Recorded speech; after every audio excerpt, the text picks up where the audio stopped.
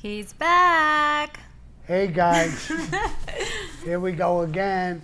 How'd you like our introduction, our music? I love that music, the good, the bad, and the ugly. So now this is our title.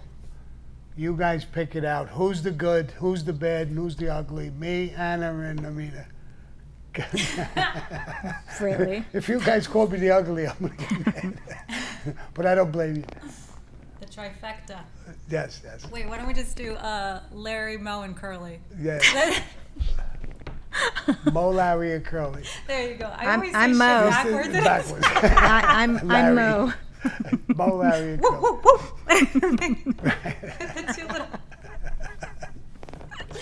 Oh, shit. That's so good. How was your Father's Day, Sam? My Father's Day was good, pretty good. I got a lot of calls. I answered as many as I could answer. Believe me when I tell you, I got a couple of 300-400 I believe it. messages in different ways. It was hard, but I would try to answer as many of you guys as I could. I think I answered mostly all of you. Then I went over my son's house with my two grandsons, Nikki, the older one, and Dominic, the younger one. And not my granddaughter, she was somewhere else. But had a good time. My son cooked. He made pasta. I ate the pasta. Then he made some veal. I was full. I brought it back. I'll probably eat it today. I'll warm it up and eat it today. So he's a great cook. Yeah. And so I enjoyed the day. I got out. I got a lot of phone calls, a lot of people, and so I don't want to mention their names. There's just too many to mention. Yeah. And is Betty on here? Betty, I haven't seen her yet. Oh, she's not here yet? Not All right. yet. So I won't say nothing. She sent me a nice Father's Day sexy message. Aw. I love those sexy messages, but she's great. She's a good, Like, she's a Happy good person. Father's Day, Sam. Is that what she said? No. I got another message. A girl was 31. So I said, listen, I'm old enough to be your grandfather.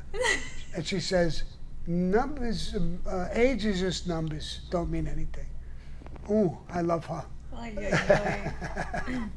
Oy, oy, oy. Yoy. We have a tuner inner.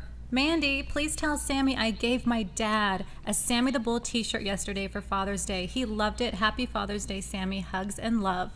Thank you so much. Tons of love to you and your dad, and I'm glad he's enjoying it. So that's perfect. Awesome. I got a lot of calls from all the people in Hollywood that I'm talking to and bothering. I bothered all of them, every one of them. Nick Pileggi threw me for a loop. I gotta tell this story. So I told him, Happy Father's Day, bro. And he texted me back, take a bow.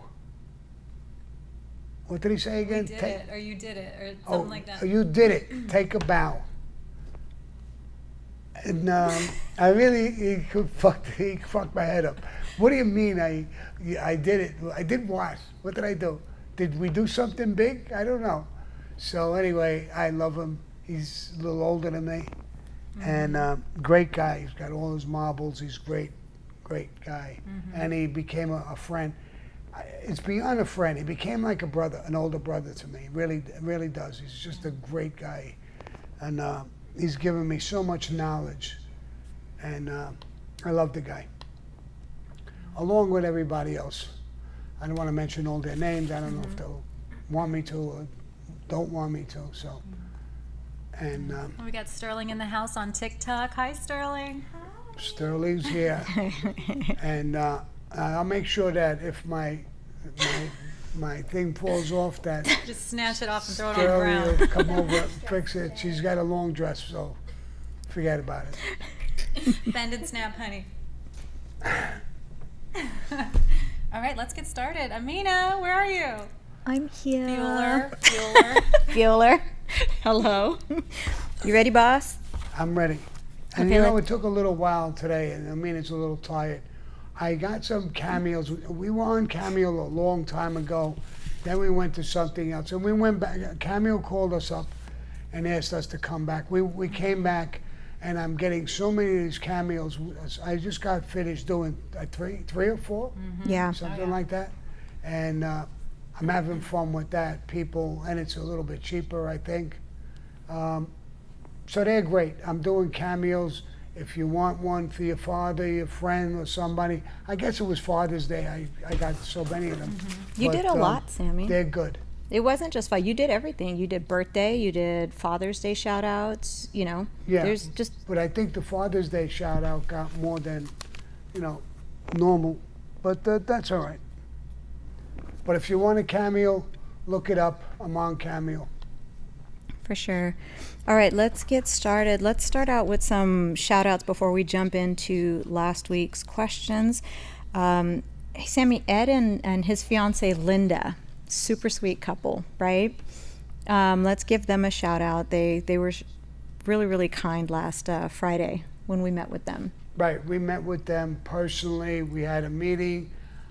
We went for lunch or breakfast. What was it? Breakfast, I think. And we spent a little time with them. We got to meet them. Me and Mina went, and it was great. We took selfies with them and stuff like that. And it was a lot of fun. Okay, let's give quick. That's not something I normally do, but they come right here from Arizona, so I thought I would, just go overboard a little bit and meet with them and hang with them a little bit. Yeah, that was super sweet. Now, And her name was Ann, right? Linda. Linda.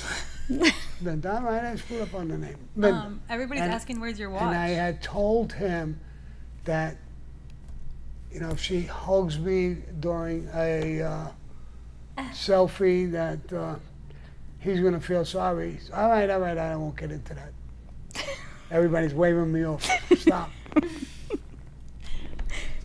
Everybody's asking about your watch. Yeah, where's your watch? There, I think it's the drinking game.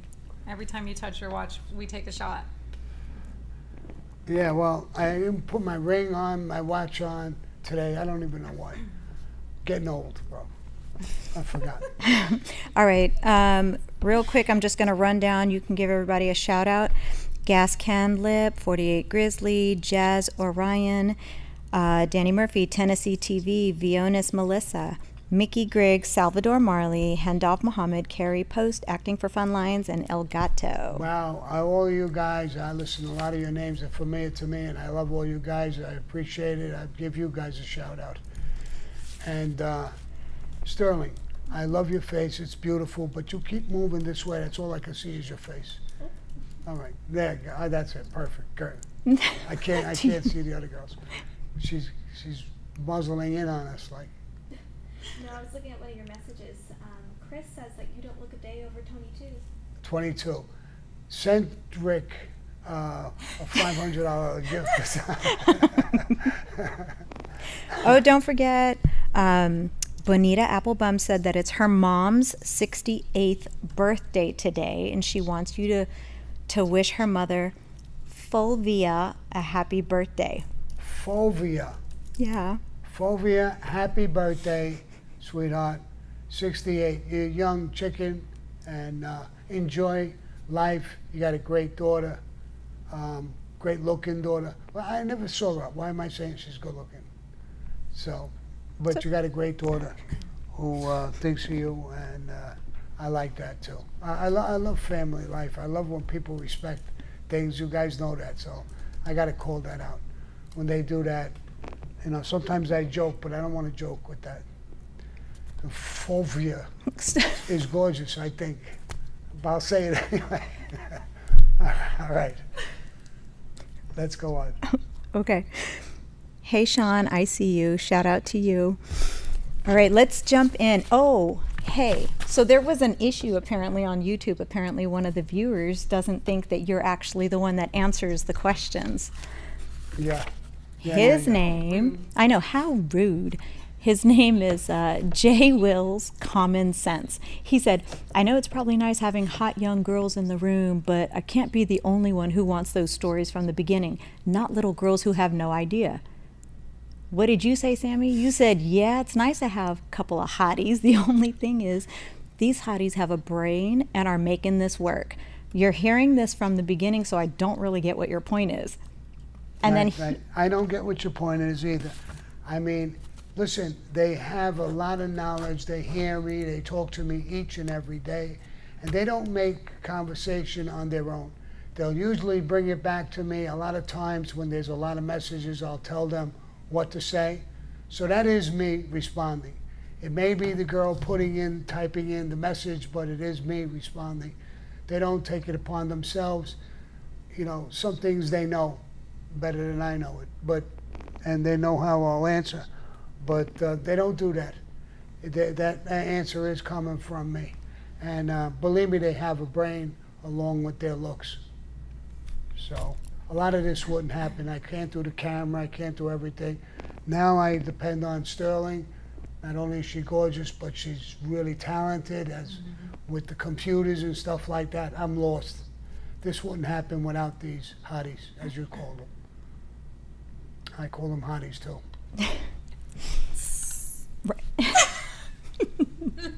That was Anna. That was Anna. I'm sorry. Okay.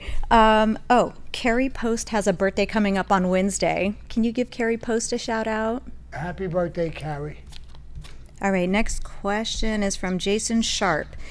He said, I sent Sammy a message back in 2001, and I keep his response on my email everywhere I go when things get dark in my life. We are blessed to have Sammy with us and his wisdom that he shares with us.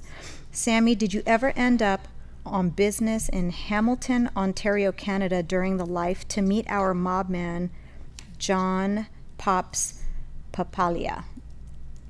No, I haven't met many guys from Canada. Matter of fact, very few. And I don't. That name doesn't ring a bell with me. No. Okay. Dave in Pittsburgh says, what was Sammy's biggest worry with the Castellano hit? My biggest worry Yep. is that we were all going to be killed. We broke a golden rule, and we deserved to be killed according to Cosa Nostra. There was a lot of reasons for it. It wasn't for greed. It wasn't for power. Paul made a number of mistakes that were terrible. He had Chin. He allowed Chin to kill a captain in Connecticut, which was a major thing. When you're the boss of a family, this is your family, and you don't allow people to kill them. If they deserve to be killed, we kill them ourselves. We don't allow somebody else to kill them. So that was one mistake he made, but quite a few. He was super, super fucking wealthy, beyond your belief, beyond anybody's belief. And he got a little greedy, which was amazing. When I first met him, he wasn't like that. But he got a little greedy, giving things away in trade to other families because they were giving him money. And we had guys who were broke who could have ran, like the Bread Association and things like that. We control it. We got to put you guys who are not good earners in position to earn, especially when you're telling them to go in the street with a gun in their hand and commit a murder. Now, if you can do that to them and they do it, you got to help them. They may not be a great earner, you help them earn. This life isn't about earners. It is about earners, but not the most important thing. People are loyal. Some people are not good earners. That's your job as the dad, the father of the family, to help them earn, not take advantage of them, make them go do the work, and then you give them nothing in return.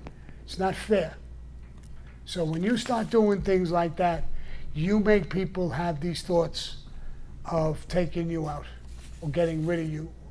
So Paul made a lot of mistakes. Listen, I thought he was the best thing since sliced bread. I did like him. I like him till today. He made mistakes. He paid the price. That is the life. I could have paid the price for breaking the rule, and that would have been okay. That would have been fine. I knew what I was doing wrong. I deserved to be killed. And if I got killed, listen, I'm not against that. I didn't like how Frankie was killed. Not that he was killed, but the way he was killed We don't use fucking bombs. That was a rule. They do it in Italy. We don't give a shit what they do in Italy. So I'm going to give you a little story about Italy. They did it in Italy. They bombed a guy who was a judge, a prosecutor. He was in a car with his wife, his kids, and a few other people, a car behind it. The bomb was so big it went off, it killed them all. All of the people in Italy loved the mafia and marched against the mafia when they did that. And that's one of the reasons why we didn't allow bombs. The people will turn on you. You can kill yourselves because of your rules, but killing innocent people and doing things like that, no. You lose the love. Nobody will love you. We don't even love you. So goes back to gas piping, Roy DeMeo. When you start doing ugly, stupid shit, we won't love you either. Okay, Anto asks, can you please ask Sammy about Joe Doherty? He was in the IRA in prison with him. Joe Doherty was in, when me and John were in prison and Frankie LaCasio, they put us on a tier. Our lawyers argued they're in lockdown, they're separated, they can't go over their paperwork and do their case and fight their case. The judge ordered the prison to keep us together in population. They cleared out a tier. On this tier, there was 8 cells.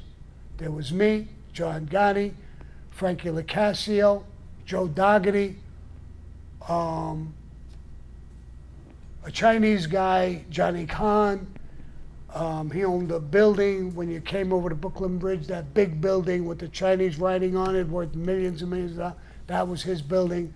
There was a Puerto Rican guy, a boss of the Puerto Ricans, 2 terrorists, and this guy, Joe Doherty. Joe Doherty was with the IRA, not the Irish mob in New York, but the IRA, who was fighting England for freedom and all of these things. He was in prison in England, broke out. On his way out, there was a shootout with a guard, and he killed the guard. Margaret Thatcher was the president, and she was fighting to get him back deported. Our country had him to England, and they wouldn't allow it. He was winning his battle. He became a writer for a newspaper. He became so popular that the street downstairs from MCC, they named it Doherty Square after him. Before the president left, I think it was the senior Bush left, he put him on a plane at night and shipped him back to Margaret Thatcher. And they put him in an Irish prison over there. But I did time with him. There was 8 of us on that tier. I just named them who they are. He's one of them. He was a good guy. He really was. And then they shipped his ass out. And he was winning his battle in court. So, but they didn't give a shit. They just shipped his ass out. Okay, Evan Venizelos. Hi, I was wondering if you knew my grandfather, Jack Cunningham, and could you tell me something about him? He owned a chicken business and was involved with Castellano and Pete Castellano. He was killed in '90, and I'm a huge fan of yours. Yeah, I appreciate you being a good fan. Castellano had a chicken business. His cousin Pete had, I think, meat business. I didn't know their personal business. I didn't know the people they dealt with, so I don't know your grandfather. Grandfather he was? Yes. I didn't know him. The name don't ring a bell. And I went into prison in '90, so when he was killed, I didn't know nothing about that. And that's all I know. I don't really know him. All right. Marshall G asks, hey boss, what was your favorite part about being in the Army? I didn't like the Army when I first went there. People were screaming at you, basic training. I was physically fit, so it didn't bother me too much, the marches and all of the physical stuff. It was easy for me. The best part of it is that I knew I was fighting for my country. I'm a little bit of a patriot. I love my country. And fighting for it was something that I kind of agreed with. It was during the Vietnam War. I didn't know the particulars about it and what was going on, just what the government told me. Years later, I found out that that was bullshit. They were going to attack our country. They were all doing all these things. That's all bullshit. They never did. They actually won. They repelled the United States. First, they repelled France in that war, and then they repelled us. They won their wars. They didn't attack anybody. They're good people. I've never met a bad Vietnamese person. So everything we were told and taught, you know, and they got to do that to make you want to kill them and fight for you. You know, they're going to come in, they're going to rape your mother, your sisters, and communism's coming in. They give you all that shit to make you want to kill them. That's normal, I guess. But, you know, that's what I liked about the military. I remember driving a car. For people who were killed during these wars, they would play the taps in the afternoon. You stop your car, you get out, you put your hand up, you salute, and you're paying tribute to the people who lost their lives. That meant something to me. Fighting for my country meant something to me. During the war, when senior President Bush was in charge, I forgot which war that was, John wanted us to talk and badmouth our own side. I didn't want to do that. I remember they asked if you can go to the roof on recreation. And I said, I'll go tomorrow. It was rainy. And I said, do they have jackets or hats up there? Yeah, we got that. Don't worry about it, Sammy. I went up to the roof, and they had surplus. They had a fatigue jacket, military jacket, and a military hat. And I put that on, and I was walking in the rain, and it brought back memories. I had a lot of great memories of people that I met in the Army and in the military fighting for our country. And when I came back down, John was saying, because it was on the news, fuck them, let's root against them. And I said, John, I was in the military, I got good feelings with the military, and they're our kids fighting. We want them to lose and die? I can't do it, bro. I just can't do it. Leave me on the side, I can't do it. So I had good vibes, good feelings towards the military. I'm working on a few projects, and some of the money I make on some of these projects I intend to give to some of the high-end military people that I know the money's going to them.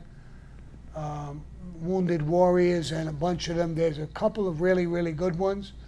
So part of whatever I make is going to go to those things. So till today, I care about the military families that lost lives. I'm not going against them under no condition.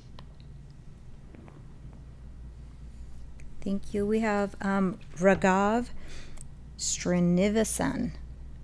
I think that's how we pronounce that. Hey, Sammy, if Paul Castellano had decided to whack you after the Frankie Fiala incident, who would have gotten the contract? If you remember my story, I had told Paul Castellano if he wanted to take me out because of what I did in the Frank Fiala hit, the Plaza Suite, he told me that Tommy had a gun. I wasn't the only tough guy. My answer to him was, Paul, tell Tommy to give me the gun, give me an order to go in my car outside, put the gun in my mouth and pull the trigger. I'll do it. But what I did, I didn't do work off the record. I tried to protect you. Tommy, who wasn't a fan of mine and vice versa, nodded his head, put his hands up as if to tell Paul he's right. He was trying to protect you. And I said it twice. That started my breakup with Louis Molino. When we had left, Louis Melito said, Sammy, you don't want to back up. You got too much balls. You're going to get killed. And it was always Sammy and Louis, Sammy and Louis. You're going to get us killed. You're going to get me killed. And that started the breakup between me and Louis. So Okay, that's great. the answer to that question, I think. Ryan Brown wants to know, if a shelved guy gets reinstated, is he put back in his old crew? Yes. When you're put on the shelf, you usually did something wrong, and at bare minimum, you're being put on the shelf. It's like a slap on the wrist. If it was bad enough, you would get killed for it. But it's not bad enough to get killed, so they want to teach you a lesson. They give you a slap on the wrist, a hard one, to put you on a shelf, to embarrass you, and so that you don't keep making these stupid mistakes. El Gato wants to know, who was the most dangerous, capable guy, tough guy that you knew, that is one that knows the guns, explosives, and doesn't do drugs, etc.? And he says, grazie. Well, Frankie the Chico was a real tough guy, a man's man. There was quite a few of them. Nino Gaggi's nephew, Dominic, what's his last name again? Dominic, I forgot his name. But anyway, he was the guy, he was in the military, special forces, Montiglio. Yeah. Montiglio. And he knew how to use weapons, bombs, all that shit. He was taught in the military. I had a little bit of training with that, not as much as him. But they didn't use that. So there's a lot of tough guys who were trained. Some of them were more trained because they did military time. Now there's a lot of guys who were in the mafia who went in during wars and volunteered to fight for the country. A lot of them are religious and they're patriotic. I know you hear from people that this is an evil life and all this bullshit. It is, in a way. It's brutal. It's tough. There's rules. You die by these rules. You live by these rules. But I know a lot of guys had good relationships with the church, were good Catholics, good soldiers during bad times. So that doesn't make them weak. That doesn't make them horrible people, as far as I'm concerned. But it's also when they do work and they're told to protect the family and protect the rights of Cosa Nostra, they have to do it. And a lot of them that do it are not happy about it. They don't feel good about it. I don't. And I know there's a lot of guys who don't. And then there's the serial killers like Roy DeMeo and Gaspipe who just go over the deep end, and we get rid of them. We kill them, we get rid of them. That's not Cosa Nostra. It's not supposed to be Cosa Nostra. So I don't think it's such an evil life. There is murders, and I guess you can call that evil. But, you know, I just watched a video just the other day. And I don't know her name. I could find out her name. It's on Instagram. She's a woman, and her daughter was raped, and I think killed. She came to court. She had a long raincoat. She goes in her pocket. She comes out with a gun. Boom, boom, boom, boom, boom. Puts 5 of them in the guy. Kills him right in the court. Threw her life away. She's found guilty. But they gave her, for circumstances like temporary insanity and that, they gave her 3 years. And I salute that. I was talking about it in the gym this morning with a guy who showed me the video. I said, good, that's great. That's great. She did what she's supposed to do as a mother. And I salute her. And I'm glad she only got 3 years. This piece of shit that she killed deserved to die, period. And so sometimes I agree with, violence, and sometimes I don't. Stupid shit, I don't. That's what a slap on the wrist and put them on a shelf That's what that's about. You know, I'm going to give you one more thing with that. I heard a couple of guys talk. One guy came to one of my guys, and he said, Sammy just ripped into me, really abused the fuck out of me. So the guy told him, what did you do? I was doing drugs, and he told me not to. He says, listen. Sammy likes you a lot. That's why he's fucking screaming and abusing the shit out of you, so you don't do it again. When you break rules like that, and he's patting you on the back and smiling, don't worry about it, you're in trouble, you're dead. He's going to kill you. If he gets uppity and really starts ripping into you, when you're supposed to die for that, he likes you. He's trying to save you. So that's what a slap on the wrist is. Sometimes a guy's supposed to die for something, so you could punish him without killing him. That's a sign of kindness, in a way, especially in our life. And you could do that once or twice with guys. I've done it. And they break the rules over and over again. They just got to go, whether it breaks your heart or not. That's part of their life. And I know a lot of people who talk their bullshit on this genre. They don't even know what the fuck they're talking about. So I'll leave that alone. Okay, Havoc wants to know, Sammy, have you commented already about the current news about the new cases brought against the mob? Do you keep up on the mob still? I keep up on some mob stuff that goes on. I know a lot of people. I have friends and family. There was a case, I think it was last year, a big case with all these guys, Italian guys, and they were getting kickbacks doing construction and stuff like that. Matter of fact, one of the defendants is my nephew, and his wife got pinched. I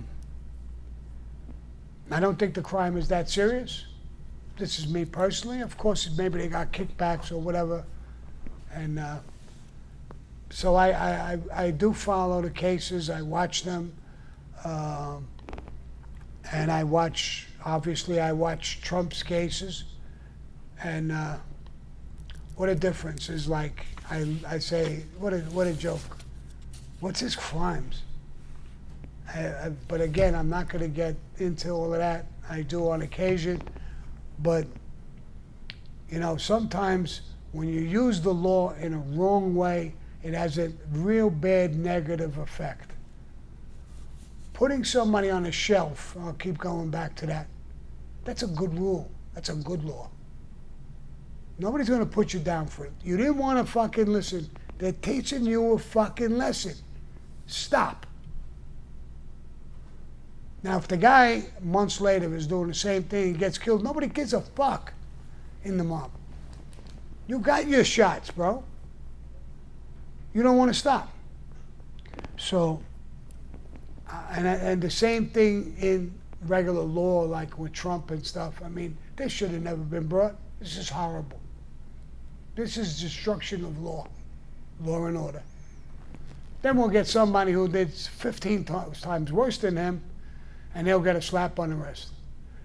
Trump, they don't like him, you want to take his head off. I mean,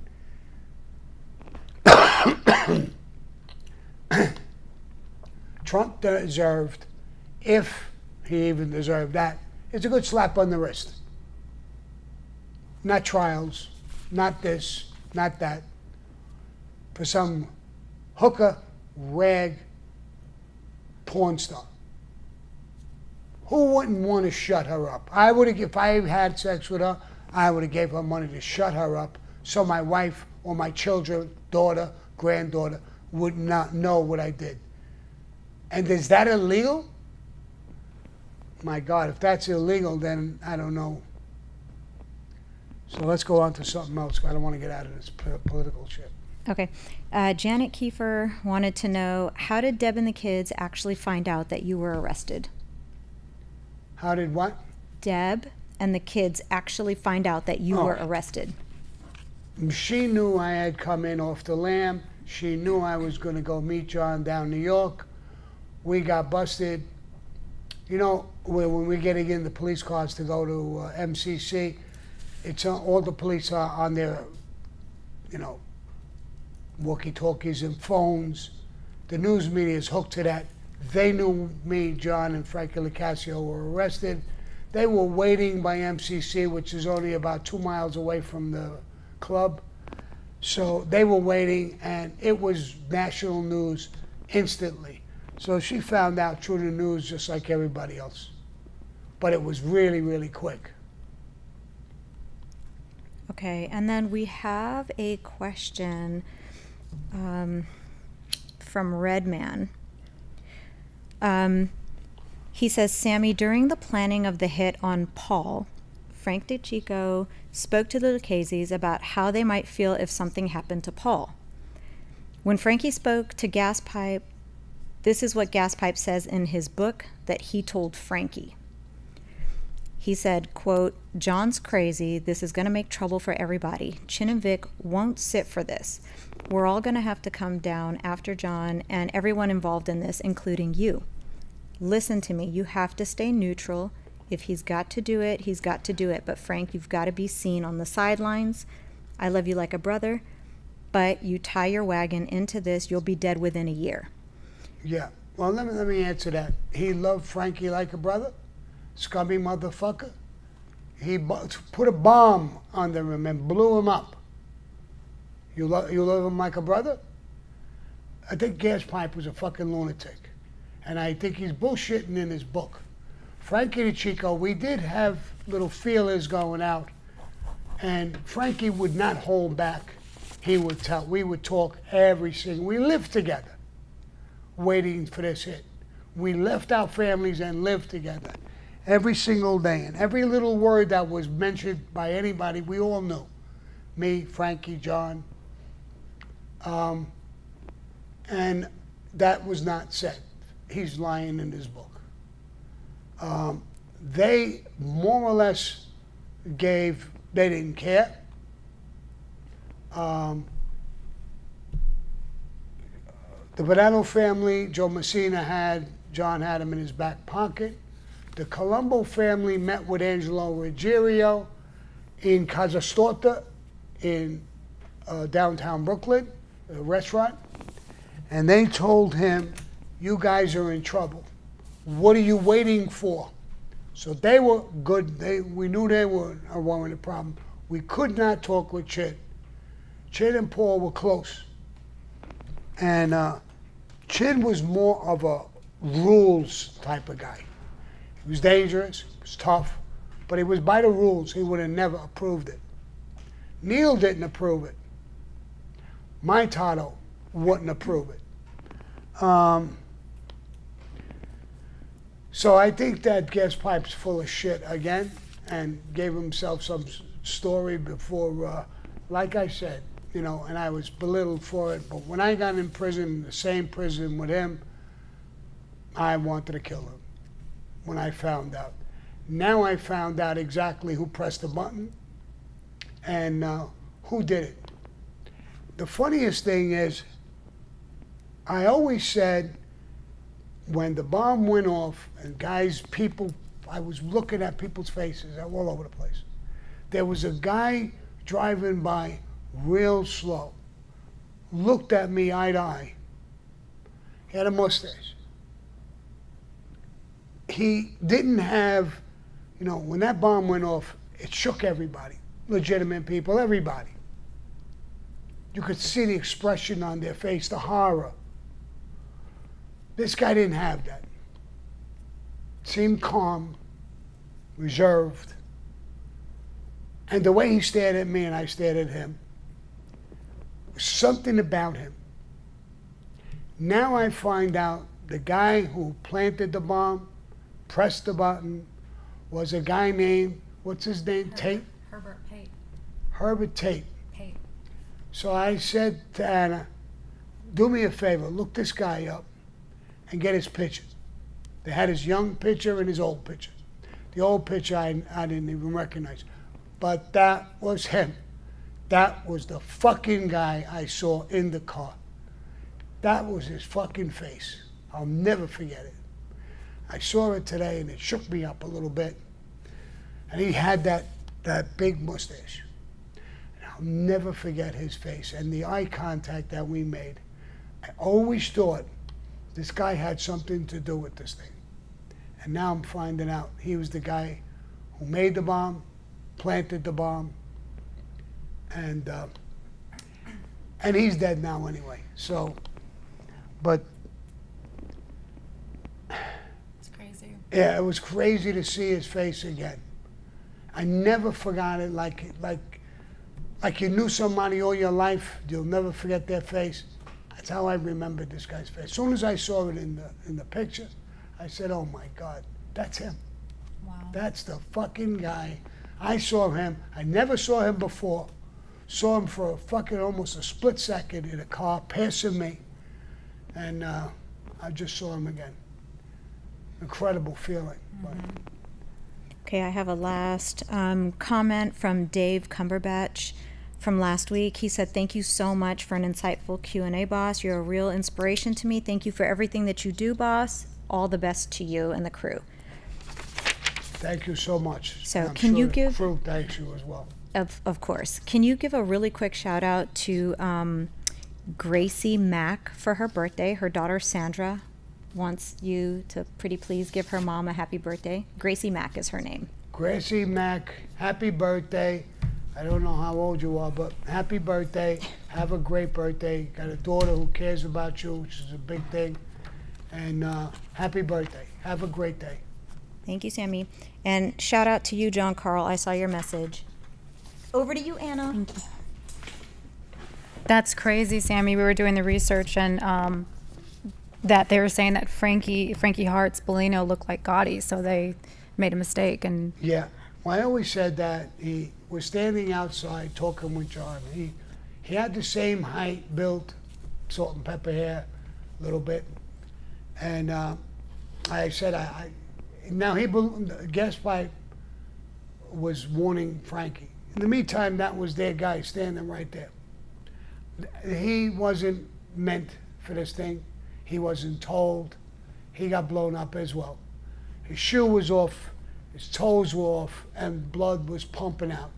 When I got Frankie in the back of that van, police van, I made guys grab Frankie Hart's, pick him up, and put him in the back seat. So him and Frankie went to the hospital together. Frankie died instantly. When it happened, I told my brother-in-law to get in touch with John. He did, and he said, "Sammy, John wants to see you in Queens right away." My car was parked around the block on 85th Street and 15th Avenue, and the way I saw Frankie in this explosion, I'm going to be honest, I got in the car and I was nervous.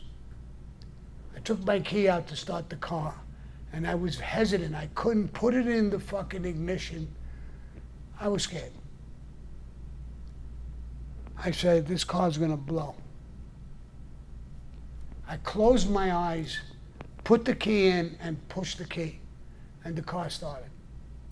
And I drove to Queens, and I saw John. He had sent Joe Watts to the hospital. He was dead immediately. Not even on the way to the hospital. And me and John looked at each other and we said, the war just started. I think we said it to each other. It's me and you against the fucking world. That's why when he betrayed me, I can't stay away from that story. yeah, I was heartbroken. After going through these things, it was me and him against the world. Now we were pinched in 1990. And you want to betray me? Or in these conversations, you will betray me behind my back after all of this? Plus, I bribed and threatened them everything for him to beat cases. I was completely heartbroken. I think that's the only thing that could make me flip. And I flipped. Now, I know people say it's an excuse. You could say what the fuck you want. I don't care. I really don't care. I know one thing. I loved him, and it broke my fucking heart. And the only way I could deal with that, it was like a chess game. You made a move, I didn't go down. Now I'm making my move, and you went down. That's just the way it is, as far as I'm concerned. And I know when I made my deal, unlike most people who cooperate, I didn't cooperate against my family, my crew. I told the government, I ordered them to go on ahead with me. I can't testify against them. There was a woman who set up a case. She didn't really want to. Not that I threatened her, but I said I can't testify against her either. She's not a criminal. She did a big favor for her father, me, and people, and whatever. I can't testify against her. And I didn't have to. And I had a 2-year thing. After 2 years, I had my choice. I didn't have to testify anymore, and I didn't. I never did again. Wow. So, You know, there was a really insightful moment in your latest video with OC Shorts, and I remember you saying the more disloyal, the more like people who weren't loyal, the more you saw that, the more Cosa Nostra kind of left your body or your mind or your heart. yeah, absolutely. You know, I wanted to talk with DB's family. She had called, somebody had called, and Angelo took a $250,000 loan. I didn't know in the beginning. I realized exactly what happened. What a betrayal that is to the life. And it's just like a serial killer. That's a betrayal to the life. That's not what we are. And when we can betray each other over money, over certain things, yeah, I lost my interest in the mafia, my loyalty in the mafia. And I showed my loyalty 100 times over and over and over and over through the years. People still ask me, how the fuck did you do this Johnny Keys hit? Because I was loyal. I was willing to give life up to do that hit. Because that was part of the life. I had that order. I could have dogged it. I could have said, it's impossible, nobody could do it. My crew told me, all we got to do is fake it, Sammy. We tried. Just like everybody else can't do it, we can't do it either. Can't be done. It's with 30, 40 guys. And I told my crew, I can't do that. Why? Because I got to look at myself in the mirror forever. I can't do it. I got to do what I got to do. If this is my last hit, so be it. I just got to do what I got to do. So, you know, people could say other things. I don't want to mention their names again over and over because I give them a play every time I mention their name. They'll come out now, they'll listen to this because they bring in spies to listen. Oh, they're listening. Hey haters. Yeah, They're listening right now. There's some of them in your crew that are haters, and we'll go back to them, and then they'll say, oh, he's lying, he's full of shit, or whatever. Yeah. So, you know, I didn't go out with a tape on me, ever. I know one guy who made believe he was on parole, came out, wired, got all of his friends. He even visited his mother in the hospital with a fucking wire on him. His mom? His mom. That's disgusting. I'm getting to this story someday. That's pretty bad. In the near future, maybe. I'm not even interested in doing it. Yeah. You know, I could care less. He knows who he knows who he is. You got to live with that, not me. I don't have to tell everybody. You got to live with it. Don't worry about everybody else knowing. I won't tell who you are and what you did. But every time you look at the mirror and you hear my voice, you know who you are. Yeah. So let's go to something else. You know, and just that the latest video with OC Shorts is amazing, and you guys revisit the Castellano hit in a lot more depth. And he asked you about who the shooter was and all these things. And there was a comment on there that said that Bosco was the one that said use the Russian hats. Bosco? Mm-hmm. I don't know if that's true, Bosco. I don't think he even knew about the hit. Somebody had said that Angelo thought of that. Now, it could have been Angelo thinking of that. Bosco, I don't think, had any knowledge of the hit whatsoever. So I don't buy that. Yeah. But I would buy Angelo. Listen, I thought it was a great idea. If I was a liar, I would say it's my idea. But it really wasn't. the long jackets with the Russian hat. Even after I cooperated, the government said, Sammy, what a fucking idea that was. Who did it? I said, to be honest, I don't know. One of the guys thought of that. When it came to my attention, because I was running that hit, I agreed. I said, wow, what a fucking idea. This is a great idea. And I believe it was Angelo Ruggiero who thought of that. I believe. I don't know it for a fact, but I believe it was him. Bosco, he had nothing to do with that hit. Okay, thank you. I'm going to jump in the super chat. Sammy Raghav. I hope I'm saying your name right. Hi, Sammy. I am studying psychology at New York University. My specialization is criminal psychology. I am studying the Cosa Nostra for my research. And who is that? Raghav? Raghav? Okay, one of them Arab names. All right, listen, is it a woman? No. It's a boy. Oh, I was about to say sweetheart. Why not? See, he always. Yeah, all right, I don't know the name. But listen, if you want to get in touch with me for help in that area, I do know a lot about that. And even more than me, Anna is literally almost a licensed psychologist at this point. She's been studying it for years. She's been working for me for years. She has a real good knowledge. And she'll bounce it off of me. Me and her could give you help and advice. If I could do that for you, I definitely will. Yes, Sammy's my longitudinal case study. Let's see, Mark Clark. Sammy, is Joey Gallo and Roy DeMeo Italian, and were they informants? Told that, this is Mark Clark, I'm sorry, told that John goes into the apartment and talks. It's not your fault, Sammy. Sorry, the grammar's a little hinky. Yeah. Now she's asking about Joey Gallo. And Roy DeMeo. Were they And Roy informants? DeMeo? Yeah. No, I don't think either one of them were informants. What I found out, and not too long ago, is that Larry Gallo, the older brother, the brains of it, he was an informant. Now, I just found that out. It was hard for me to even believe. But he died early in the game, and I think it's O.C. Shorts did some research on that, and he's one of the best researchers that money could buy. And I do have a relationship. I'm glad I have a relationship, and I'm working with him. And I believe that it was true. So it wasn't Joey Gallo who was an informant. No, it was Larry Gallo. Larry Gallo. And it wasn't Roy DeMeo either. Thank you, Sammy. They could never handle him as an informant anyway. He was killing people, innocent people. They would never take him as an informant.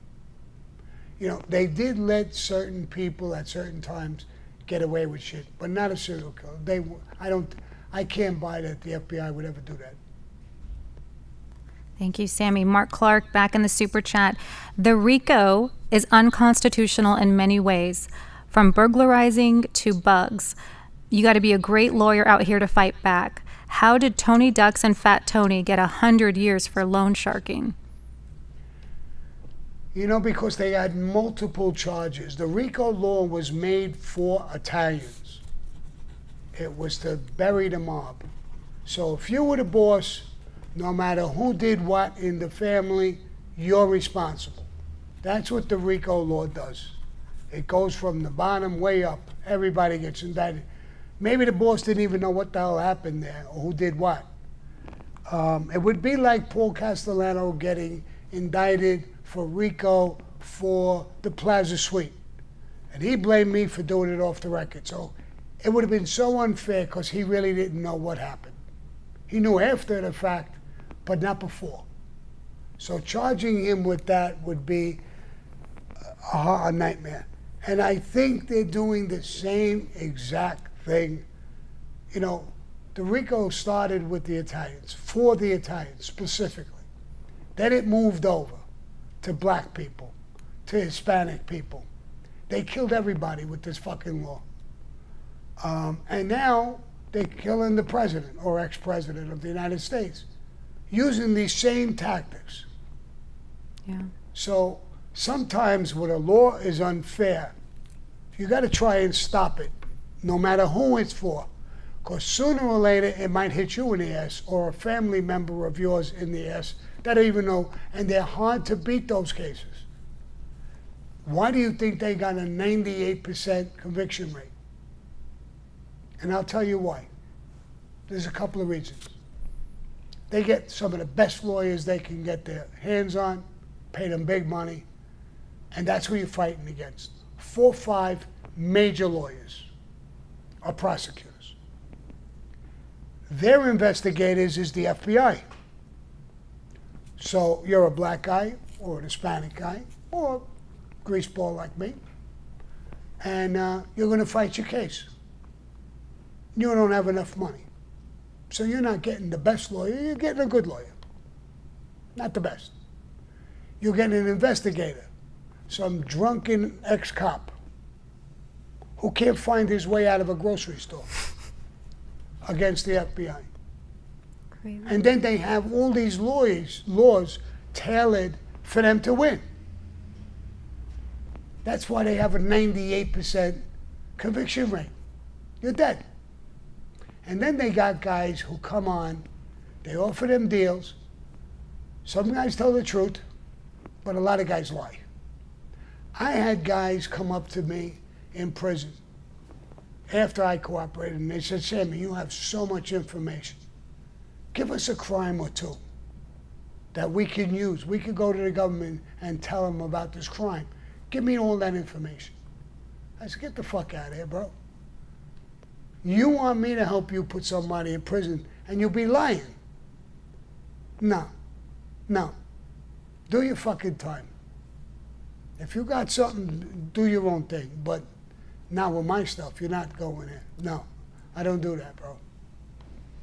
But you'll be surprised how many times that's done. Anytime something goes down and guys in prison know, everybody wants to call all these guys rats. You have no idea how many guys in prison would cooperate in a heartbeat to get a sentence reduced, especially if they're doing big time. It's normal. And they don't want to do the time. So they try and get anything and everything under the sun. You got to watch what you say in prison. I heard that Joey Molino saying that somebody in prison, he met him, or the guy was ranting on him. He don't even know him. I believe that story. It happens. It happens all the time. But those are true rats. That's a low-life rat. Other guys have stories. I listen to their stories. I don't believe in ratting. I know that's going to sound like bullshit. I'm going to eat those words. Guaranteed everybody be jumping on my ass, but I don't believe in it. If you're betrayed, I get it. I still don't believe in it, but I get it. But to go out and lie and make things up, then maybe you shouldn't have did the crime to begin with. Now you just want to frame somebody who's innocent. Just like I said, this one guy is in prison. He's not facing a lot of time either. And he makes a deal, he'll wear a wire. So he tells his friend, I made bail, which is a lie. The government made it look like that. And now he's, every one of his fucking friends, he's nailing. I mean, that's so low. I can't stand that, wearing a wire. Another reason I hate that is people, when you're wearing a wire, you're going into a guy's house, you hear his wife talking, you hear the kids talking, you hear this, you hear that. I mean, how low could you be, bro? There's a level of being bad, doing a fucked up thing, and there's a level of low. Once you go that, it's like this guy who raped this woman's kid and she shot his fucking ass, and I love her. I love her. I think she deserves, she got 3 years sentence. I think she deserves the 3 years. I think she deserves a fucking medal. Some scum shouldn't live. Some guys are scummy and get a slap on the fucking wrist like we talked about. I get that. Some people are so fucking low, they gotta get killed. they shouldn't even breathe. Child molesters, rapists, serial killers. They shouldn't even breathe. And I'll get heat for saying this too, but I don't really give a fuck. Yeah. You know, there's a famous video, I saw people were posting it for Happy Father's Day, but just like that mother, there's a famous video of this father, and his son was kidnapped and raped and all kinds of horrible things, and they're transporting the guy through the courthouse, cuffed and everything with the cops. There's payphones. This is back in the day. There's payphones, and you see it, guys. But you saw that when he turned around and he just lit him up. Turns around, he just blows they're like, the guy Jimmy, away. no. He don't care about his own life no more. No, man. He just don't give a shit. Just like that woman. Yep. And I take my hat off to them. Like I said, at one time I was questioned by a psychologist in prison, and I said, anybody could kill under the right condition. And she told me, no, I can't. I can't. And I gave her that example. She told me she had a son and a daughter. I said, somebody grab your little baby daughter, little baby, and raped her so brutally and killed her. Could you push the button? Could you pull the switch? Oh, yes. Yes, definitely. Yeah. Oh, so there is a point where you can kill. Soldiers go and kill to fight for the country. They're not killers. They're not dirtbags. They're fighting for a reason. They're killing for a reason. There's a difference. Yeah, they come back with PTSD and they're struggling. You know? And some of them come back. Listen, you know, I go to the VA. I mean, I see guys without a foot, without a leg, without an arm, without this, without that. You know, and it's and do we care about that? Right. No. We care about giving money to Ukraine. And you know why we give it to them? Because everybody's got their hand in that fucking money. Yep. It's the easiest way. Not like us, we used to get some money under the table. No, they're taking it right out. Billions. Squeezing. And we got people suffering in different places. We got people in ghettos. We call it a ghetto. Why don't we help it? Why don't we change it? We'll just badmouth them, put bad cops in there, fuck with those people, just make it better. Give them opportunity with those billions. Right. Well, you want to be a humanitarian. I believe in that, but start over here. When you straighten out all the problems over here and you want to give it to Ukraine, then go ahead. But do it here, not that you're giving it over there. And half our country is in trouble. Yeah. Half. 3/4 of the country is in trouble. All right, let me jump back in the super chats. Mr. Sahalin, hi again from cold Finland. Sammy, what was your deepest motivation to be in the mafia? My motivation? I grew up in a neighborhood that was mafia entrenched with famous people. Joe Bonanno, Al Capone, Vito Genovese, and on and on and on and on. Monster fucking names. To me, they were like my heroes. My father taught me they're bad guys, but they're our bad guys. They protect us. So I looked up to these people in life. And I had trouble in school. I was dyslexic. 4th grade, I got left back. 7th grade, I left back. School wasn't for me. I was done. I excelled in the street. I wasn't stupid. I was able to open businesses. I was able to understand construction, unions, and things. And I was tough. I was in a gang. I went and fought for my country. I came out. A year after I'm out, I was just back in the street, and it didn't take long. I was in the mafia. It was a family. It was something I loved, respected, looked up to. Never thought I would be in it, even becoming a maid guy.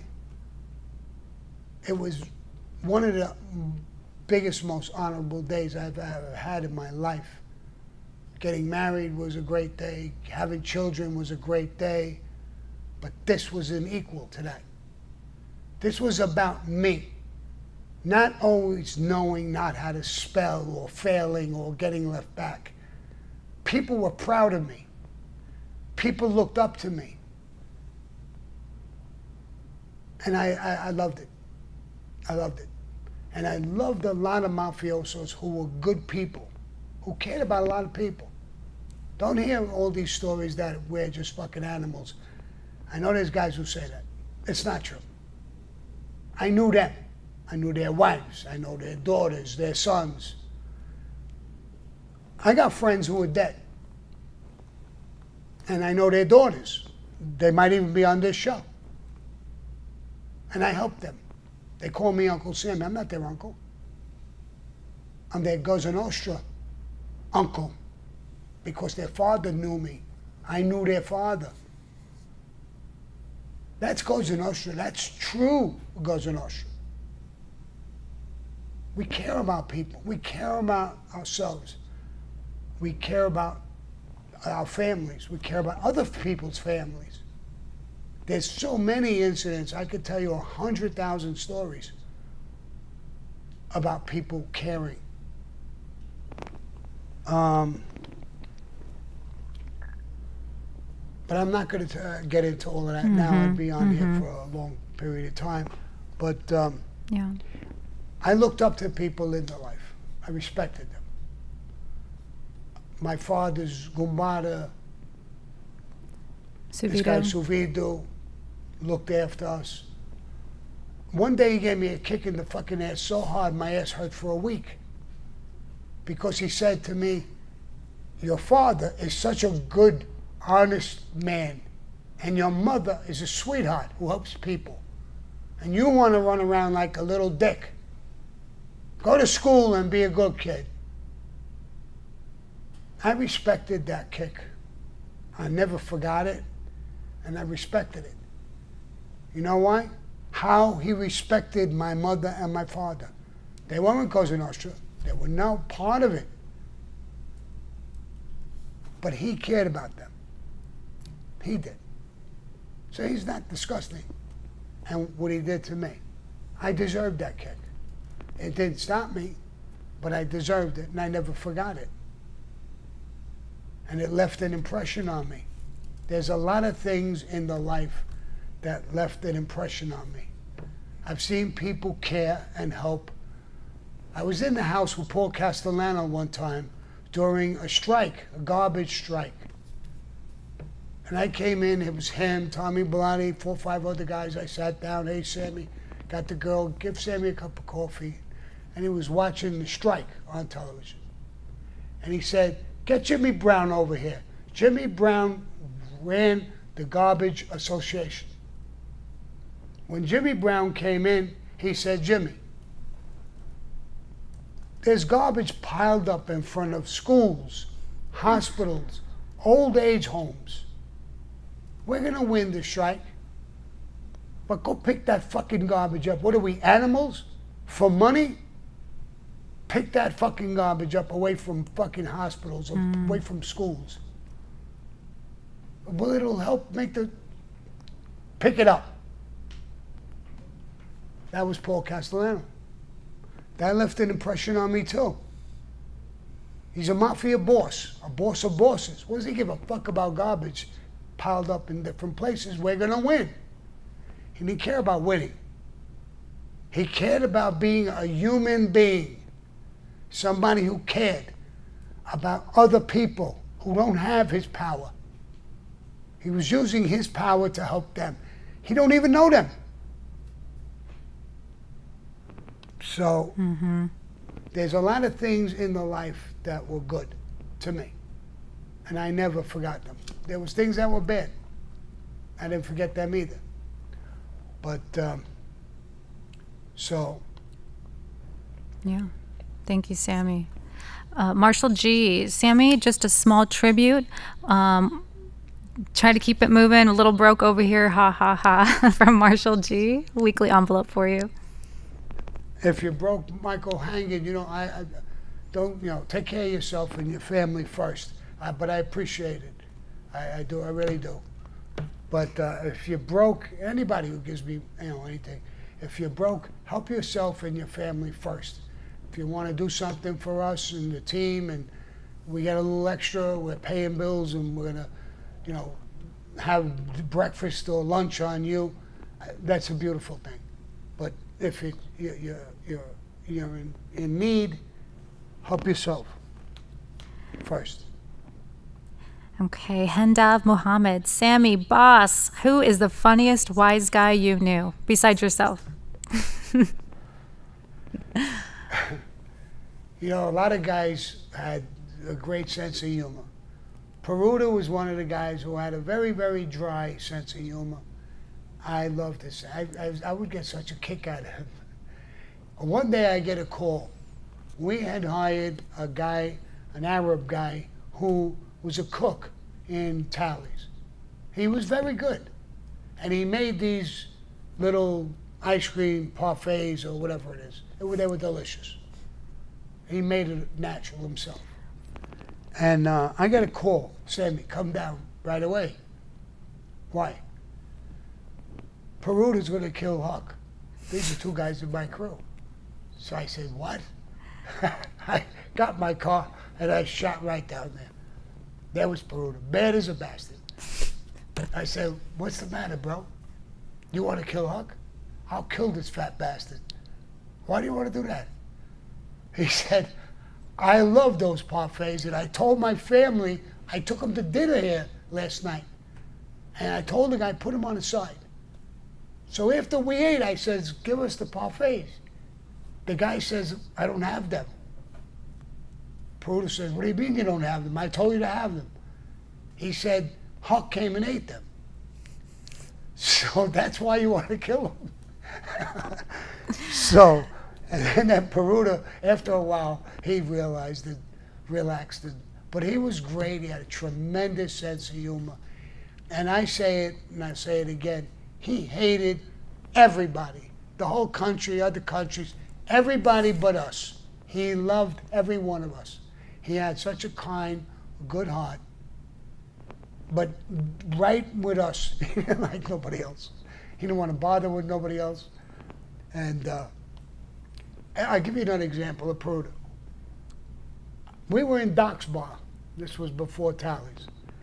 And we were standing by the back door. He was standing. I was on the sidewalk. And a guy came up, a neighborhood guy. And he walked up. He said, hey, tough guy, what are you doing? Now, they all knew who I was, the whole neighborhood there. So I said, you know, tough guy? I don't know. What do you mean by that? You know, is that a compliment? Is that, what are you talking about? And he was getting nasty. And I said, bro, I don't know if you're fucking drunk. For no reason at all, you're going to walk up to me and start talking to me like this, bro? Now, I saw Peruta have his hand in his jacket. The guy said a couple of more things, and I hit him a fucking left hook real hard.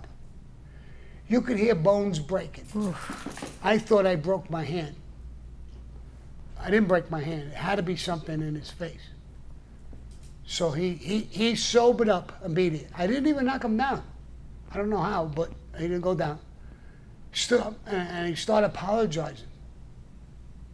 So I said, all right, listen, I think you're drunk. Get the fuck out of here.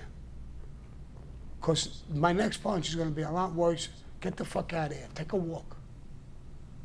If you can't talk to me like a human being, go away. And he started walking away. And I said, Peruta, I think I broke my hand. He says, I heard bones breaking. Is your hand broken? I said, no. It's not my hand. I think I broke his jaw. I broke something in his fucking face or something. And what were you going to do? Why'd you put your head in your jacket? And he pulled out a fucking pistol. A couple of more words, I would have shot him right in the face. That's what I was going to do. And Peruta was no clown. Peruta's a tough guy, and he loved me, and I loved him. And I believe he would have shot him. Without even asking me, he would have shot him.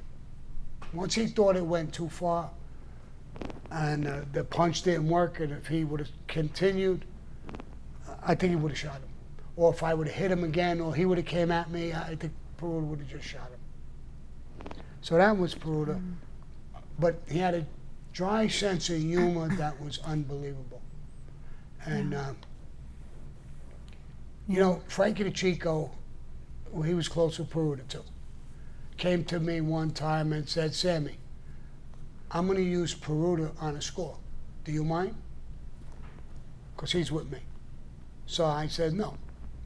I said, what is he going to do? He's a lock picker. And we have to get into this place. And he could pick the lock. I said, Peruta's a lock picker? I never heard that. I never saw that. But, you know, maybe he was. So I says, go ahead. And he went with Frankie DeChico and a few guys on a score. And they took him to this door.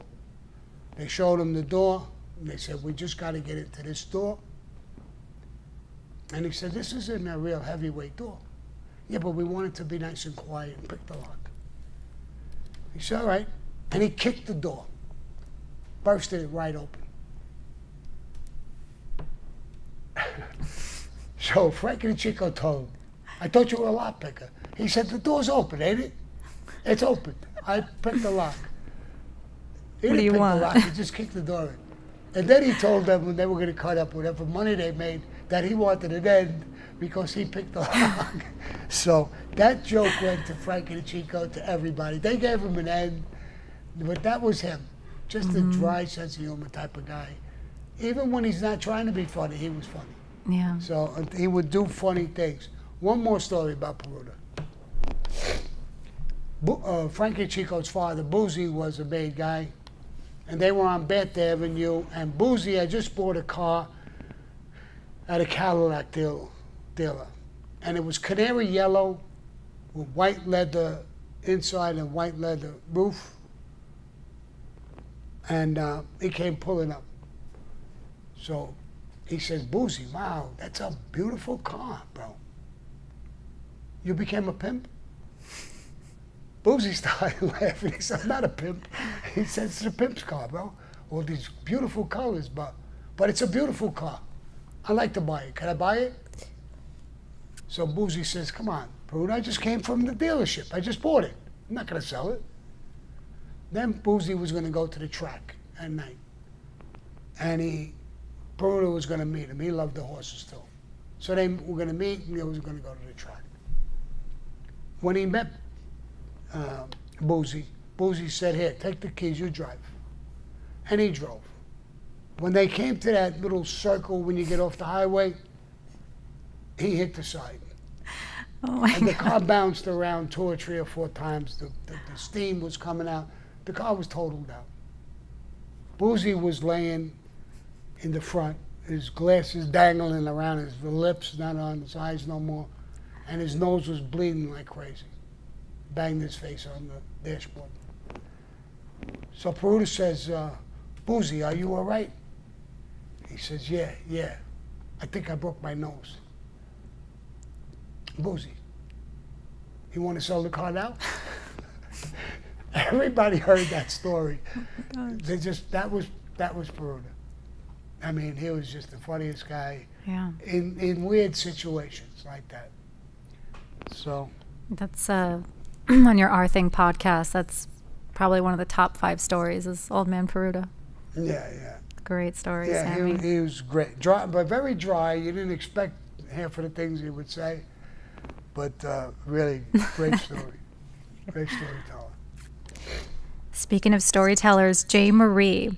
Boss, just thinking about Nick Pileggi and possibly Terry Winter working on a series about your life is driving me insane. I'm a huge mob movie fan, and I can't wait to see it. Any updates that you can speak about? You know, Terry's going to be out of town. He's leaving, I think, the 24th till July 1st. I'm not even supposed to be saying these things. I know. but Like you're my Sammy. guy, so I'm going to tell you. And he'll be out of town until July 1st, and he's going to come back. We're working on it feverishly. They had asked me to make some movies and make some notes. We gave them, 4 videos? 4 videos. A couple of them we had to fix. Some of them had commercials in them. We took the commercials out. We did 4 videos, and Anna wrote a whole description of everything, how me and Louis broke up and all that stuff. And left a note on the bottom, P.S. Whatever you guys don't understand, let me know. And we sent all that stuff to all of them. Nick, Terry, Aaron, everybody. And I'm doing everything humanly possible to get it done. I want it to be out. I would love to watch it tomorrow. Everything takes forever in Hollywood. People are away. People are doing shows, so they stop for 3, 4 days, 5 days. Everything takes forever. Yeah. I wish I could do it tomorrow. I'm working on it. It's going good. It's getting better and better. And hopefully within the next, I don't know how many months, I think the next couple of weeks, we're going to networks. We have 7 networks picked out. We're not going to everybody. We've picked out 7 that we feel have the money, the strength, and the power to do it with us. So we picked out 7 pretty big networks, and we're giving it to them and bidding which one gets it and which one has the capabilities to do it and gives us the strength not to be ball breakers and drive us crazy. So, and Aaron knows them the best. So this is the way we're doing it. I think this is stage 1. When we get that done and we give it to them and we come to an agreement, let's say it's Netflix. Netflix has got it.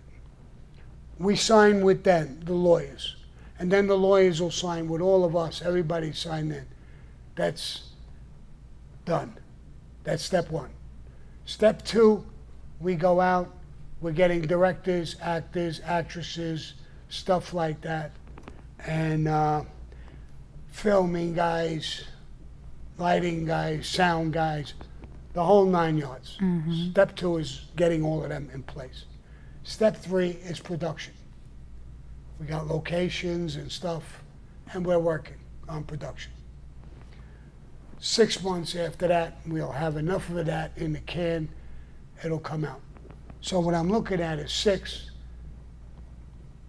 8, 9 months, 10 months, and it'll be out, I think. Hopefully, keeping my fingers crossed. Everything they ask me for, I drop everything, me and Anna and Amina, and we work on it, right? If we push everything else out of the way, we don't work on it. So I'm trying to get it. And I listen, I want to be honest. I feel so weird because I'm listening to all my own stories. It's going to be so weird for me to be sitting down and watching my story on you know, on a scripted show. Yeah.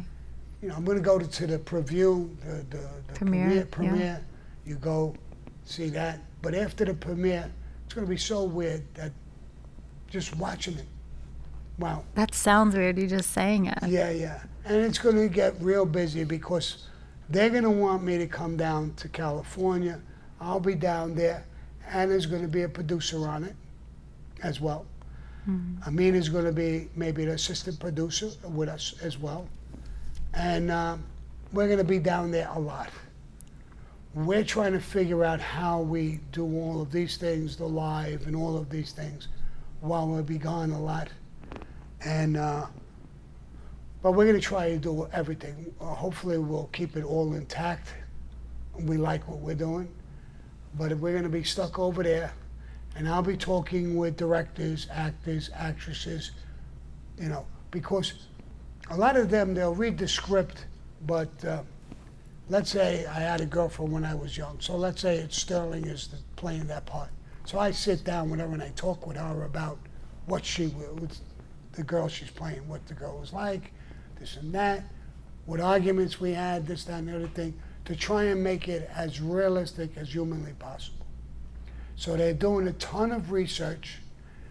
They're getting people and talking to people that I knew years ago. I haven't talked to them for years. They're talking to them. Nick Pileggi and Terry are very interested in truth. You know, it's all going to be Hollywood too, but they like truth in a story. They're talking to ex-FBI agents, New York State organized crime task force, DEA. They're talking lawyers. They're talking to people I don't even know. So they're really trying to get their facts in order to as close to the truth as humanly possible. Of course, there's going to be some, you know, it's Hollywood. Yeah. You know, you want to do that. But that's what I was saying with a network. If they get a network who gives them a little bit of a free hand, because sometimes networks want to go crazy with it and do something else. I'll give you an example. I did my book with Peter Moss, great writer. And it was my first hit, Joe Colucci, and his wife was Camille, and she was a good-looking woman. They put down Drop Dead Gorgeous. I don't know about Drop Dead Gorgeous, but she was a pretty woman. Sexy, pretty. She ran around a lot, played around. So that's why her husband, Joe Colucci, got killed by me. So when the writer was writing, he said, Sammy, we're going to make a great love scene. I said, good. She fooled around with a lot of guys, so yeah, you could make a good love scene. He said, with you and her. And I said, but I never went with her. I never had sex with her. That would be a lie. He said, what's the difference? It's going to be great in the movie. The difference is she's alive. She knows who I am. We're good friends. She's going to say, a little bastard is lying. Never had sex with me. So we didn't do it. We didn't put it in. But they do that. If they think something could be great and they twist it a little bit, they'll do that. But I'm going to try and keep it, especially with Nick and Terry, like it that way, to be pretty factual. Yeah. Absolutely. So I'm looking forward to it just as much as you guys are. I'm really, really looking forward to it. I don't even know who's going to walk with me on the catwalk when you do the premiere. I think The red carpet? She's going like this to me. I think she wants to be on Stop. I think she wants to be on the catwalk with me. So Oh we'll my see goodness. when it all happens. Yeah. But I'm looking forward to it. I really am. Amen. So I may have to have all three of them There we go. walking on the catwalk. Mary Co and Anna, Lori. I Nina, can't talk. And Sterling. We all just doll up and walk on there. There we go. So we'll see. All right, Pizza Dave. Hey, Sammy, ever have sit-downs over disagreements with other nationalities, mobs, groups? Yeah. Mob, yeah. Yeah, absolutely. Absolutely. I mean, I'm going to say this one, quick one. In the Bronx, the South Bronx, we were doing rehab work in some of these neighborhoods. They rehab the whole building, the government monies, and we were doing that. And it was in a black community, and they were robbing everything that was coming in. Plumbers came in, put new sinks, new this, new that. They would rob them at night. And they didn't know how to deal with it. So the contractor told me about it, a Jewish guy.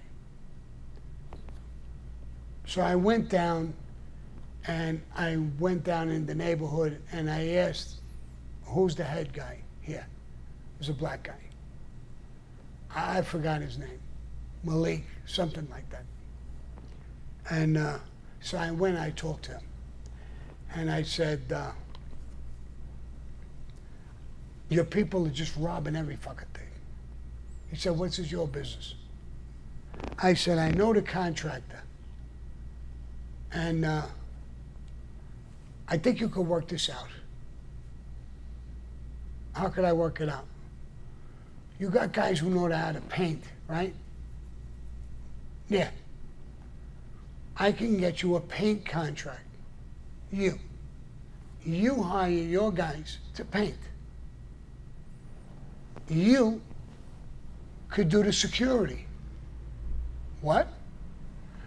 I said, if the people in the neighborhood know that this is your job, you don't want it robbed or touched, would anybody go near it? Fuck no. I can get you paid legitimately.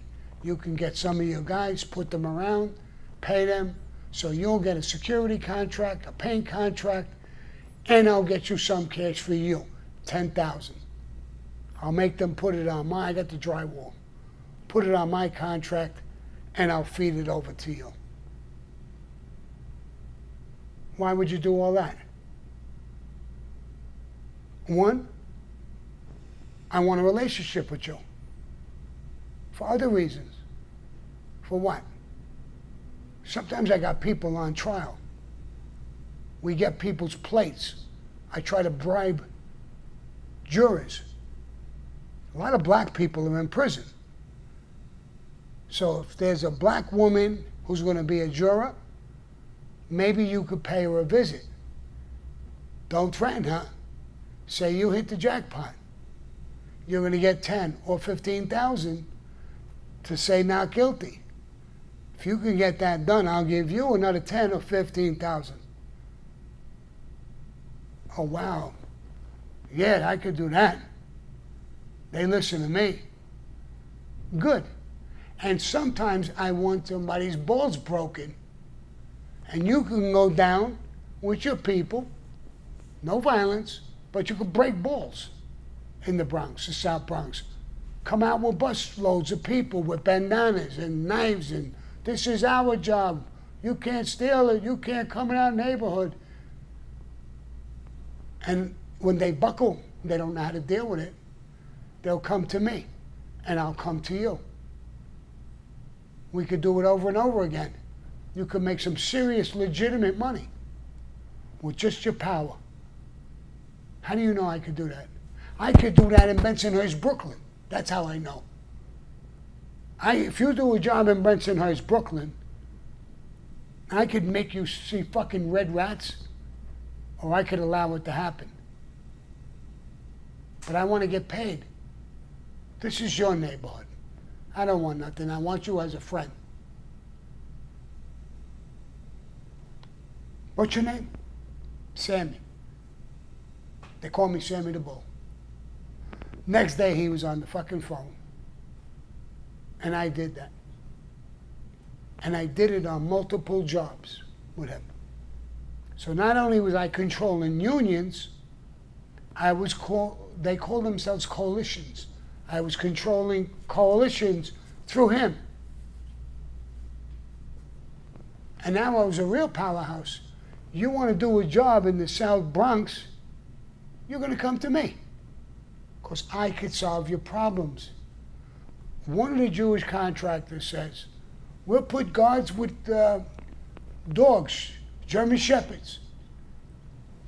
I said, here's what's going to happen. They're going to kill the dog, eat the dog, fuck the guard, and rob your place.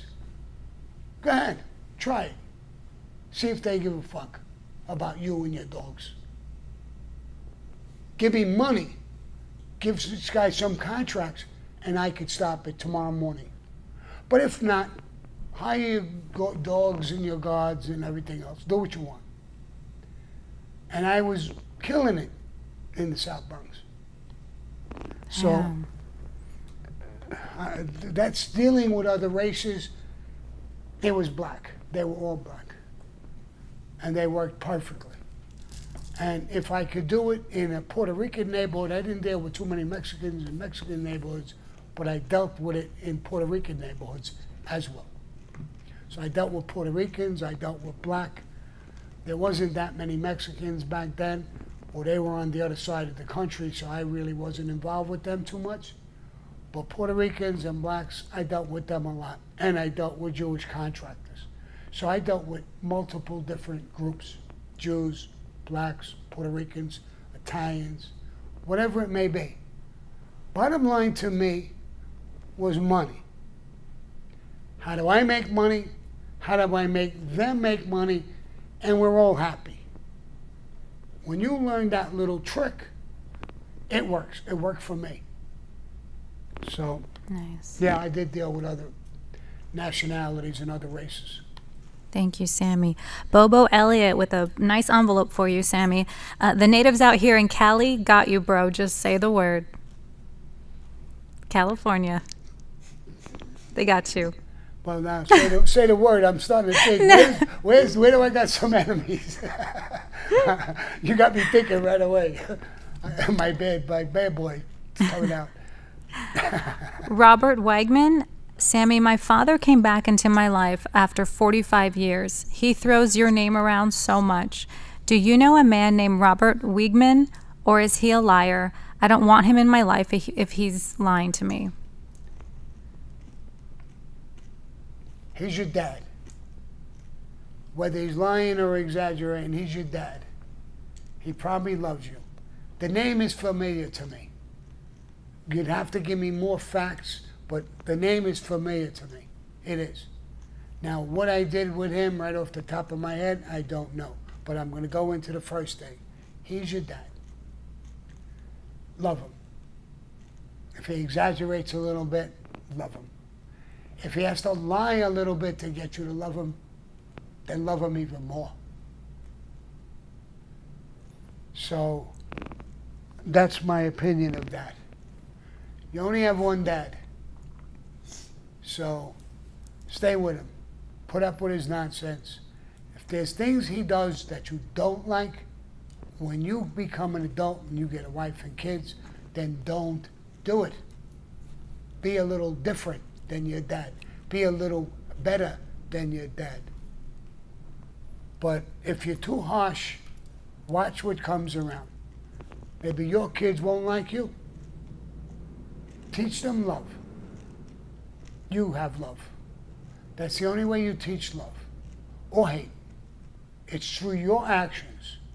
When they're young, they see you. They feel you.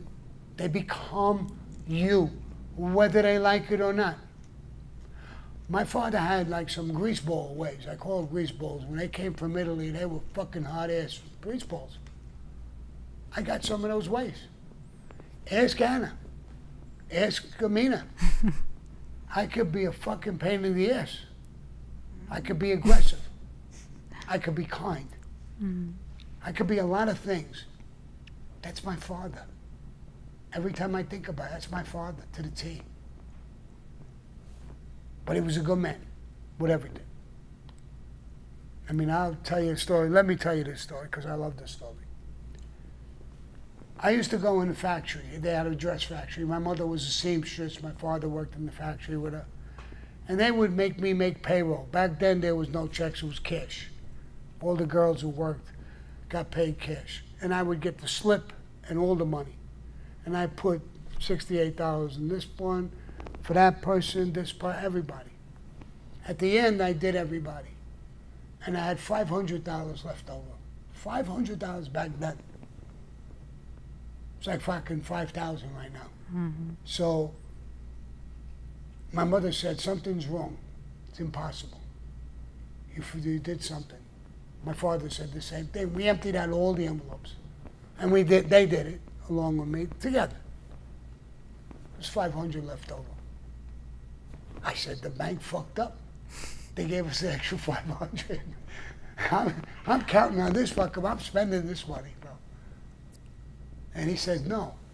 There's a woman who works at the bank. She always takes care of me.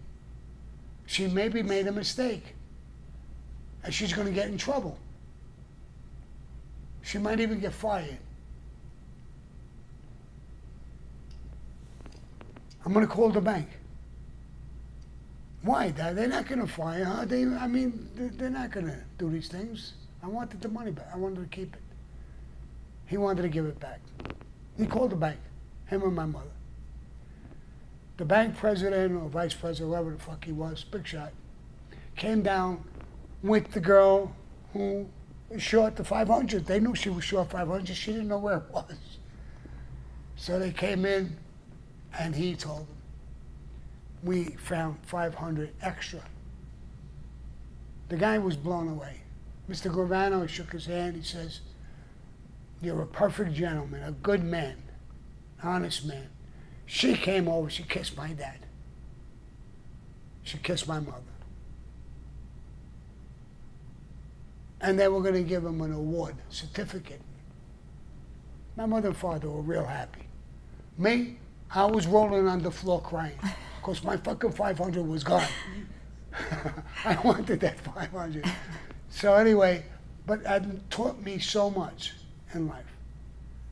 How sometimes honesty is such a good, powerful thing. So, friend, love your dad. And if you know more facts about him, I'll confirm whether I know him or not. But if I don't know him and he has to lie to make you love him, bro. Michael Stopor, your Czechoslovakian brother that did the Plaza Suite, is in the chat. Who? Michael Stopor Oh, in the Plaza Suite. yeah. He's coming in town this week to shoot with you again. It's going to be phenomenal. Great Right. stuff coming out. Now you gotta watch when you say shoot with me again, because if I hear shoot with me again, I'm gonna wind up carrying a gun to defend Your myself. little friend. Oh, film shoot. All right. I know. Film. I'm joking. Betty Ann with a very generous envelope for you, Sammy. I watched the Old Man Peruta video and I was in tears crying until you went Sicilian on the deli store landlord and made him an offer he couldn't refuse. Now I'm in tears laughing. Bravo, Sammy. Kiss, kiss, kiss. Thank you, Betty Ann. And you know how I feel about you. Love you.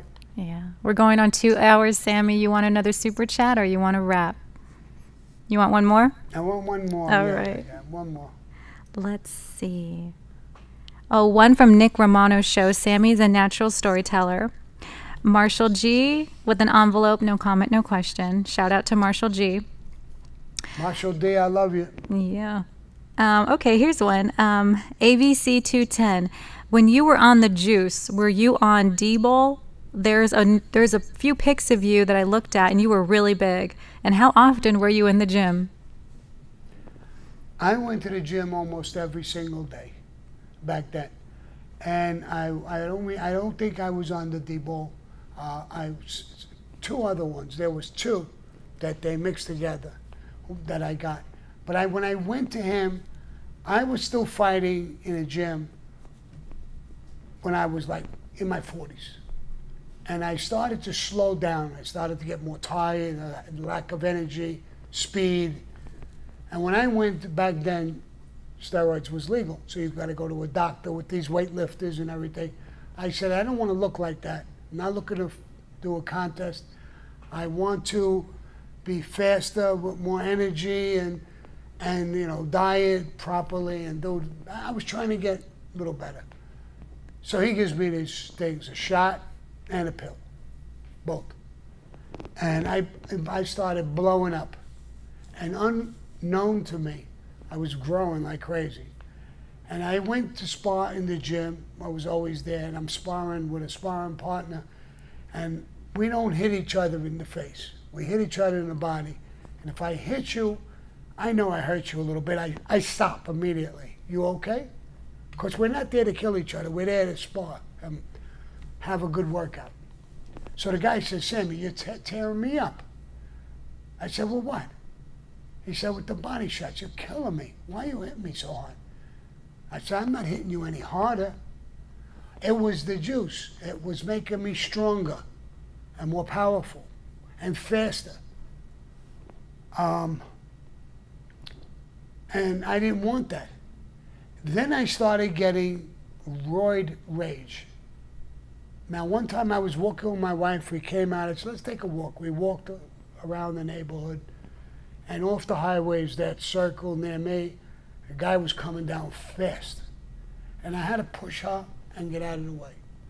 And he hit his brakes, and he kind of stopped. And he was opening his window. And I came walking towards him. He must have read the rage in my face, because he started closing the window. And I'm still walking right to him. I'm going to punch right through the window. Oh, shit. So my wife said, Sammy, what are you doing? And he took off. She said, what the hell are you doing? I said, he could have killed us. She said, listen, he was opening the window to apologize. And he could tell your face was, you were like steaming. What's wrong with you? I found myself yelling at certain people certain times. And when I got done, I was growling. And after I left, I kind of said to myself, what the fuck was I so mad at? It was almost nothing. It was the steroids. It gave me roid rage. I had rage in me. I wasn't looking for that, and I didn't want that bulk that I was getting. When I went to the store to buy a suit, like I always did, I went there, I couldn't get my arm in the sleeve. So I grabbed the guy and I said, bro, where are you buying these clothes? From China? I can't get my arm in the sleeve. He takes some tapes out, he comes over, he said, Sammy, your arm is the size of my leg, bro. What are you doing? So it was so many things that was doing to me, and I stopped. I completely stopped. I backed away from it. But when I went to prison with John in 1990, I was a little taller than I am now. You shrink as you get older. I think I was about 5'5", 5'5.5", something like that. I was 198 pounds.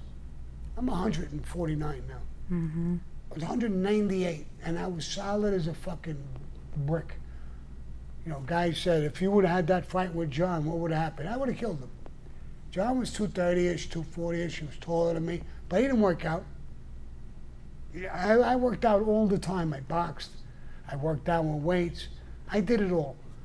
Billy Malone, a guy who's on my project, by the way, and he's an actor, producer. His wife is a showrunner. He's on my team. He was working in the gym I went to in Brooklyn, New York.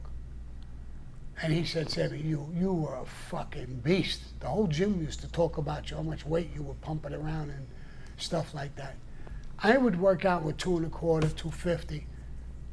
Then I started working out with when the roids really kicked in, was like 325. One day I'm working out 1, 2, 3 bench presses. I'm a small guy. The guy says, Sammy, what are you doing? What do you mean, what am I doing? How much is on this thing? I think he said 325. 325, pushing, for me, a small guy, doing bench press with 325 is a lot of fucking weight. I mean, you know, and I didn't want that. I'm not going to be on a contest. They can, you know, I just wanted to. So anyway, I stopped it, and the whole neighborhood knew I was like a fucking beast. 198 pounds. That's crazy. I had a 31 or a 32-inch waist. No shit. And I was just bulked. I just bulked up. My neck, my face got bigger, my canapa got bigger. Your Even girls pisca? noticed, said, what are you doing? I said, bucks on steroids. Your brajou. Okay, speaking of that, last question, true or false? Is it true you almost bought the bunny ranch in Las Vegas or Nevada? That's true. After I cooperated, when I got out of prison, I had money. The government knew it. And they said to me, Sammy, we seized the bunny ranch in Las Vegas. Yeah. Not Las Vegas, It's Nevada. somewhere, right out of Vegas, outside of, sorry. Yeah. And we're going to put it up for bid. The guy who owned it took off. There was a woman who ran it with him. She stayed with the project, and she would stay with it if you bought it. So I said, how much is it? It was $750,000. They would have shut the bid down. I could have bought it.